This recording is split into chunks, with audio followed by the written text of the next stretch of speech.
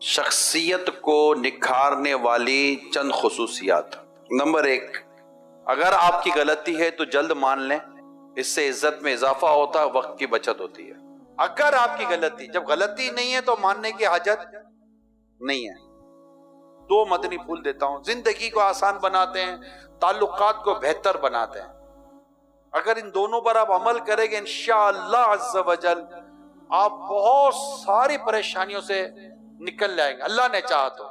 Number 1، غلطی ہو تو مان لیں، غلط فہمی ہو تو دور کر دیں۔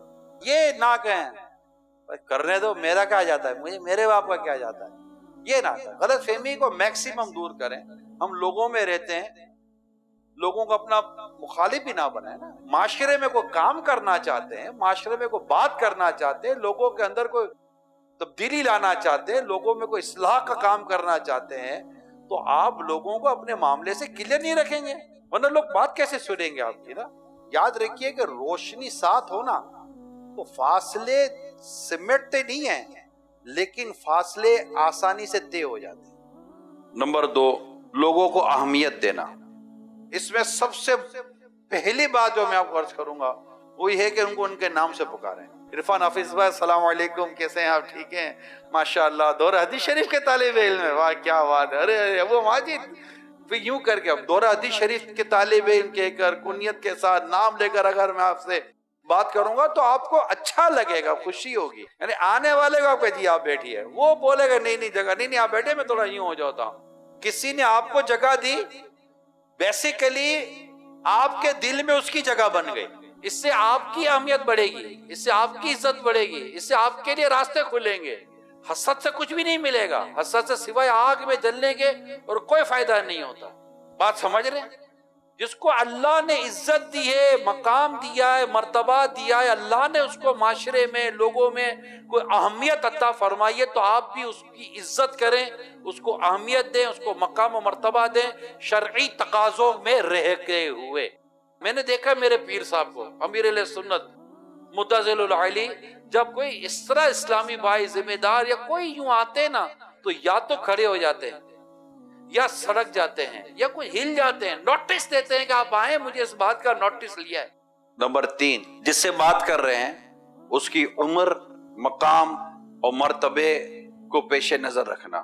ہم اپنی طبیعت کے مطابق بات کر رہے ہوتے ہیں، سامنے والے کی طبیعت، اس کا مزاج، اس کا انداز، اس کی عمر، اس کا مرتبہ، اس کا ایکسپیرینس، اس کی علمیت، ان سب چیزوں کو ہم ایک طرح سے اگنور کر جاتے ہیں۔ بچے سے جب بات کریں گے تو بچوں کے انداز سے بات کریں گے، بڑوں سے جب بات کریں گے تو بڑوں کے انداز سے بات کریں گے۔ نمبر 4، ایسے کاموں سے خود کو بچانا جس کا نہ دنیا کا فائدہ اور نہ آخرت کا۔ اور ان تمام تر ڈیٹیل کی ایک بنیادی حدیث ہے۔ انسان کے حسن اسلام سے یہ بھی ہے کہ وہ لا یعنی کاموں کو ترک کر دے، چھوڑ دے۔ 1 لائن ارشاد ہے اور زندگی کے مقصد کو سمیٹ کر اس ایک ارشاد میں بیان کر دیا گیا۔ اس کو سامنے رکھ کر زندگی گزاریں، آپ کی شخصیت لوگوں کے لیے رول ماڈل بنے گی۔ تو جس بات سے تعلق نہیں اس سے بالکل ہٹ جائیں آپ۔ سوشل میڈیا بھی اس میں آ گیا، آپ کے موبائل فون آ گئے، آپ کا اٹھنا بیٹھنا، چلنا پھرنا، آنا جانا، ایوری تھنگ اس کے اندر آ گئی۔ کھانے پینے کا اسکیڈول بنا ہے، اتنے بجے بیٹھنا ہے، اتنے بجے اٹھنا ہے، نماز کا ٹائم، وضو کی تیاری، ہر چیز کو اسکیڈول کر رہے ہیں، شیڈول کر رہے ہیں۔ اسپیس ہی نہ رکھیں کہ فضول چیز اندر میں داخل ہو سکے۔ دنیا کے تمام تر کامیاب لوگوں کی فہرست بنا لیں، جو سب سے پہلے جن مضامین کو ان کے کامیابی کے طور پر لکھا گیا ہوگا نا، اس میں بنیادی جو بات ہوگی یہ ہوگا کہ ٹائم ویسٹ نہیں کرتا تھا۔ نمبر 5، لوگوں کی نفسیات کے مطابق بات کرنا۔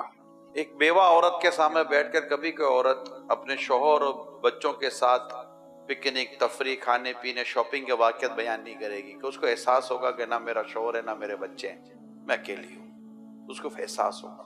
لوگوں کے انداز اور مزاج کو سمجھتے ہوئے کام کریں، آپ انشاءاللہ تعالی ایک انتہائی مؤثر شخصیت بن سکتے ہیں کہ اب کس سے کیا بات کرنی ہے۔ نمبر 6، برائی کا بدلہ بھلائی سے دینے کی عادت بنائیں، منتقم المزاج نہ بنیں۔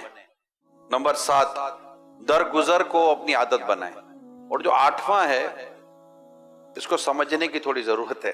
جب آپ اپنا مکان بناتے ہیں تو جس طرح مکان میں کوئی رکھنا نہیں چھوڑتے، کوئی ایسا سراغ یا کوئی ایسی دراریں نہیں چھوڑتے کہ جس سے لوگ آپ کے مکانوں میں جھانکیں، اسی طرح اہل علم اور عقل مند شخص اپنے کردار میں ایسی گنجائش نہیں رکھتا کہ جس سے اس کے کردار میں لوگ شکوک و شبہات میں مبتلا ہوں۔